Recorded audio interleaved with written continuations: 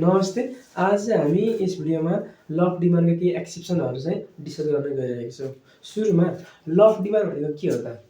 Other things remaining same, अरू कुरा जस्ताको तस्तै रहेको बेला, कन्स्ट्यान्ट रहेको बेला क्वान्टिटी डिमान्डेड इन्क्रिजेस विथ फल इन प्राइस। क्वान्टिटी डिमान्ड चाहिँ प्राइस घटेको बेला बढ्छ, यानि कि प्राइस घटेको बेला डिमान्ड बढ्छ। And quantity demanded decreases with rise in price, र प्राइस बढेको बेला चाहिँ डिमान्ड के हुन्छ? घटेर जान्छ। यो अलावा क्लियरली हामीले के देख्न सकिन्छ भन्दाखेरि प्राइस र डिमान्डको इन्भर्स रिलेसनसिप देख्न सकिन्छ। प्राइस बढ्दाखेरि डिमान्ड घट्ने र प्राइस घट्दाखेरि डिमान्ड बढ्छ हैन। र एक्सेप्सन्स भनेको चाहिँ कुन केसमा चाहिँ यो लले काम गर्दैन, कुन केस कन्डिसनमा सिचुएसनमा चाहिँ यो ल फेलर हुन्छ चाहिँ हामी अब एक्सेप्सनमा हामी यो कुरा डिस्कस गर्न गइरहेका छौँ। सुरुमा छ बेसिक र नेसेसरी गुड्स। बेसिक र नेसेसरी गुड्स भनेको चाहिँ कस्तो भन्दाखेरि हाम्रो डे टु डे लाइफमा नेसेसरी पर्ने गुड्सहरू हो। यो चाहिँ कस्तो हुन्छ भन्दाखेरि प्राइस बढ्दा होस् अथवा घट्दा होस् यसको डिमान्ड चाहिँ कन्स्टेन्टै रहन्छ, अनचेन्ज रहन्छ। इक्जाम्पलको लागि चाहिँ साल्ट, नुन।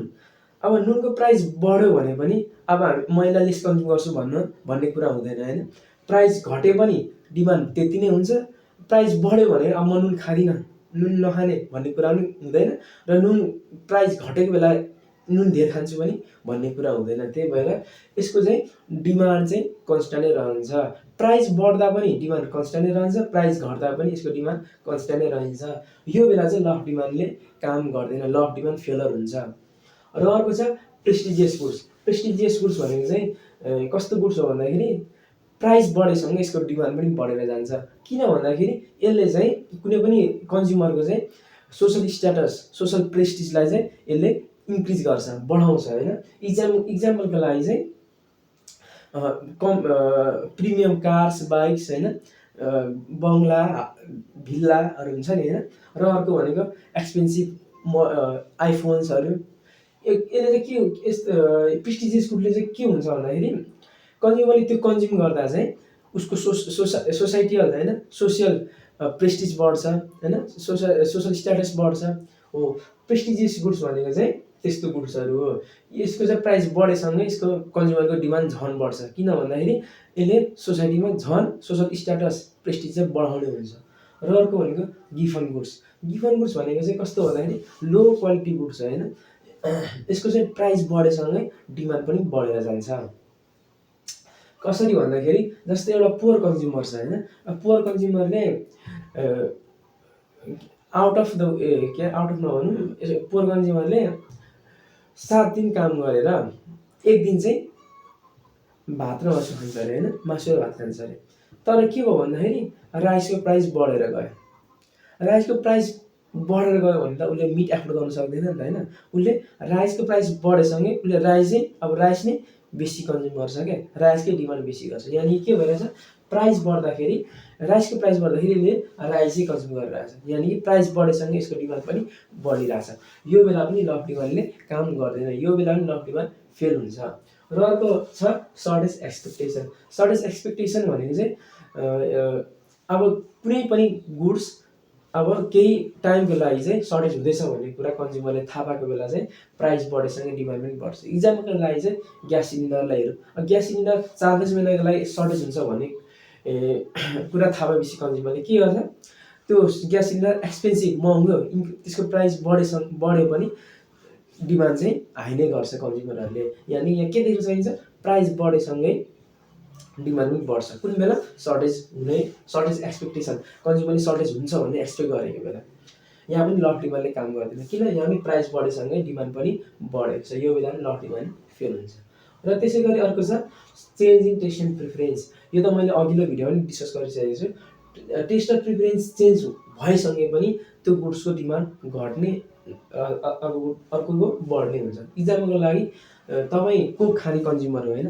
कोक खाने कन्ज्युमर हुँदा कोक खाँदै गर्नु भएको छ, तर तपाईँको टेस्ट चेन्ज भएर अब पेप्सीमा गयो अरे। अब के हुन्छ, कोकको प्राइस चेन्ज भएको छैन, उता पेप्सीको प्राइस चेन्ज भएको छैन, तर तपाईँको टेस्ट चेन्ज भयो नि त। तपाईँको टेस्ट चेन्ज भएर कोक खानु छोड्नु भएर पेप्सी कन्ज्युम गर्न थाल्नु भने के हुन्छ, कोकको प्राइस घट्यो, कोकको डिमान्ड घट्यो र उता पेप्सीको डिमान्ड के भन्छ, बढेर गयो। यहाँ के देख्न सकिन्छ, उसको टेस्ट मात्रै चेन्ज भएको कारणले प्राइस कन्स्ट्यान्टै हुँदा पनि यसको डिमान्ड घटेर गएको छ र पेप्सीको पनि प्राइस कन्स्ट्यान्टै हुँदा पनि त्यसको डिमान्ड बढेर गएको छ। यो बेला पनि ल अफ डिमान्डले काम गर्दैन। र अर्को छ change in population. Population change भएको बेला पनि ल अफ डिमान्डले काम गर्दैन। किन भन्दाखेरि जस्तै कुनै पनि एउटा मार्केटमा 100वटा कन्ज्युमर छ, 100जना बायर्सहरू छ भनौँ न होइन, उनीहरूले ल कोककै कुरा गर्ने हो भने 100जनाले इचले खाँदाखेरि हरेकले खाँदाखेरि 100वटै कोक खाइरहेको थियो। तर कन्ज्युमर बढेर होइन पपुलेसन बढेर 500जना बायर्स भयो भने त 500जनाले हरेक एउटा खाँदा पनि 400ले बढ्यो नि त डिमान्ड त। 500वटा कोक खान्छ, सुरुमा 100 थियो कोकको डिमान्ड भने अब त्यहाँ 400 भयो। प्राइस चेन्ज नभए पनि उसको डिमान्ड बढ्यो। किन बढ्यो? चेन्ज इन पपुलेसनको साइज बढेर गयो नि त। र त्यसै गरी 100जना थियो, अब त्यहाँबाट 50जना माइग्रेट गरेर बाहिर गएर 50वटा रह्यो भने अब 100जनाले 100वटा कोक खाइरहेको थियो भने अब 50जनाले त 50वटा मात्रै खान्छ। यानि कि पपुलेसन घटेको बेला डिमान्ड पनि उता घटेर गयो हो। त्यही भएर यो बेला पनि ल अफ डिमान्डले काम गर्दैन। र अर्को छ चेन्ज इन इन्कम र अर्को सिजन छ। इन्कम चेन्ज हुँदा पनि ल अफ डिमान्डले काम गर्दैन। किन भन्दाखेरि तपाईँको इन्कम अहिले 10,000 हुँदा कोक 100वटा कन्ज्युम गरिराख्नु भएको थियो भने तपाईँको इन्कम बढेर 20,000 पुग्यो भने त कोक तपाईँले बेसी कन्ज्युम गर्न सक्नुहुन्छ। तपाईँको पर्चेसिङ पावर बढ्छ। प्राइस बढ्यो भने पनि तपाईँ त्यसलाई बेसी कन्ज्युम गर्न सक्नुहुन्छ क्या। अथवा प्राइस कन्स्ट्यान्टै हो भने 100वटा खाइरहने कोक तपाईँले अब 200वटा खान सक्नुहुन्छ। किन? तपाईँको इन्कम बढ्यो। र त्यसरी इन्कम घट्यो भने पनि 10वटा 5,000 घट्यो भने 100वटा खाइरहने कोक तपाईँले अब 5वटा मात्रै कन्ज्युम गर्न सक्नुहुन्छ। यहाँ के देख्न सकिन्छ? कोकको प्राइस कन्स्ट्यान्टै छ, चेन्ज भएको छैन, त्यही पनि डिमान्ड घटेको छ र बढेको छ।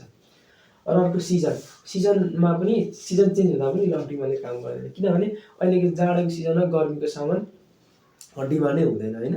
किन भन्दाखेरि अब जाडोमा त अभियसली कन्ज्युमरले जाडोको म्याटेरियलहरू, जाडोको कुरा, विन्टर रिलेटेड सामानहरू मात्रै डिमान्ड गर्छ हो। त्यसको मतलब त गर्मीको सामानको प्राइस त बढेको होइन नि त।